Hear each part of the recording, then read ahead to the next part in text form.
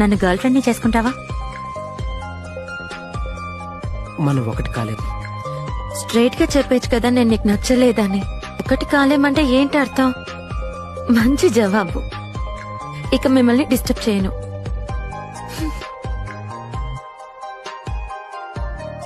Thank you. నేను నిన్ను దాదాపుగా 1400 రోజులుగా ప్రేమిస్తున్నాను. 4 ఏళ్ల క్రితం నిన్ను చూడగానే నువ్వే నా జీవితం అనిపించింది. నువ్వెప్పుడు కనిపించే ఆ కోపిష్టి ముఖం వెనుక ఓ మెత్తని హృదయం ఉంది. అదంటే నాకిష్టం.